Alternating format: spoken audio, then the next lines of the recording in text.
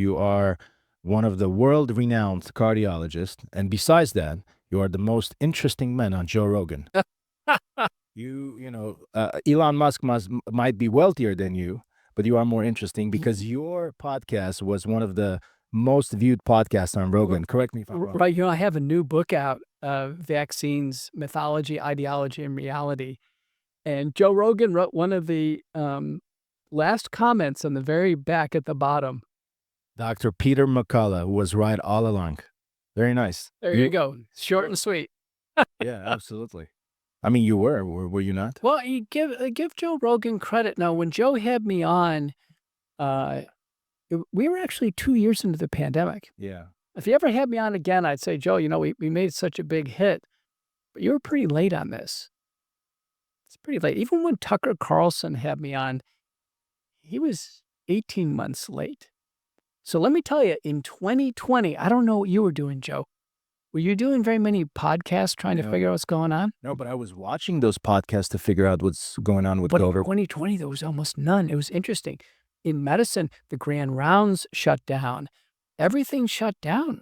I was at a hospital. We were told not more than 10 people could get into a room. So we actually couldn't even talk to each other. So I think losing the ability to talk like this in 2020 shut things down. And even podcasters like Joe Rogan, they were about 2 years late. Can you imagine how hot the podcast would have been in January of 2020? Absolutely. But people were always skeptical from day one. Some were. Yeah, the government was instilling such fear into people and making sure that everybody complied. But people like you started questioning it.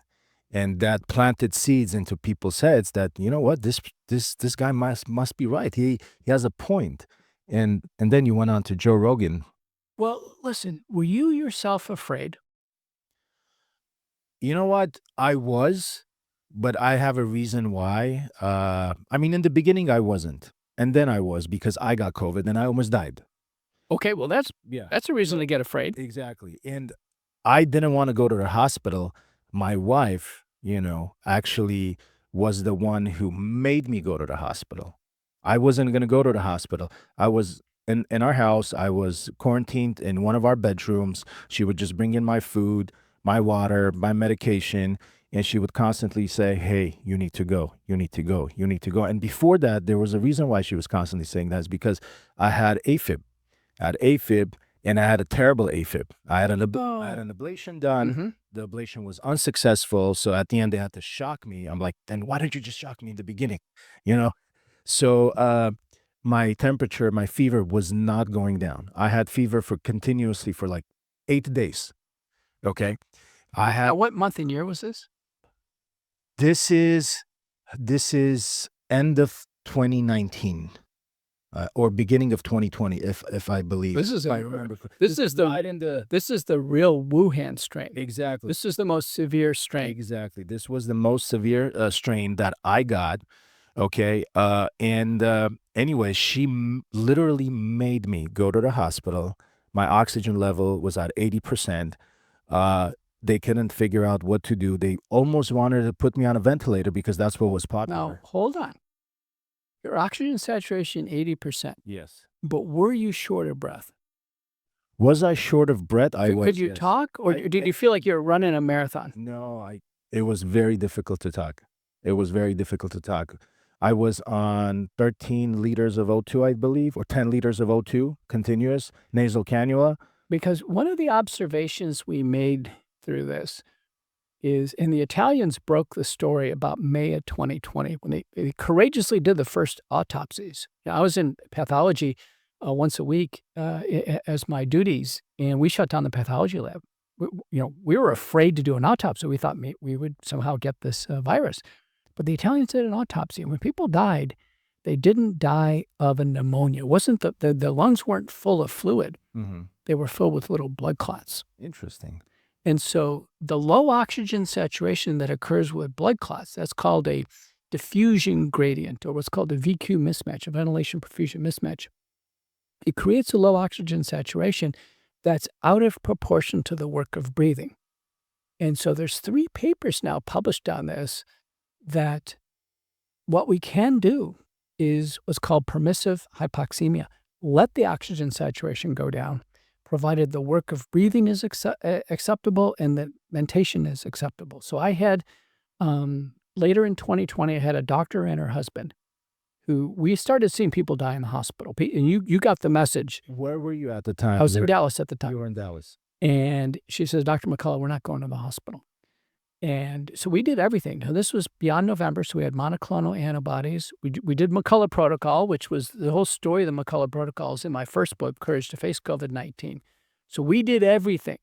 Monoclonal antibodies, all the nutraceuticals and supplements, ivermectin, secondary antibiotics, corticosteroids, home oxygen, blood thinners, because I knew blood clots were forming in the lungs, and the oxygen saturation for both her and her husband got into the 70s at home.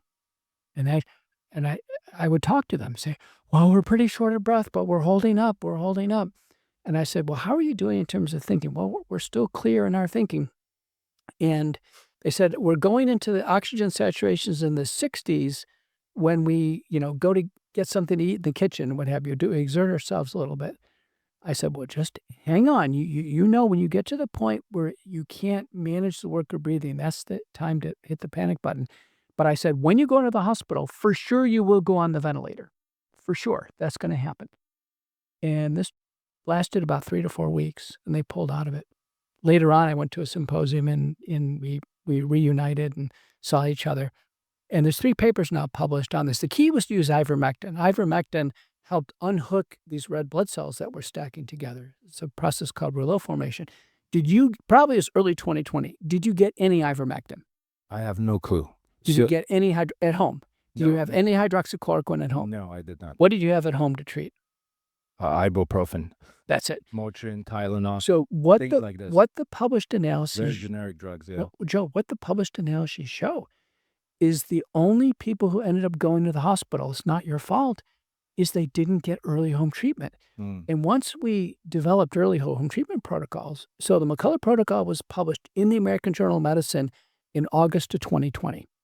It became the Association of American Physicians and Surgeons official treatment protocol by October of 2020. Now, the analyses show the only people who actually went to the hospital or died were people like you. They didn't get early treatment. That's a sad statement.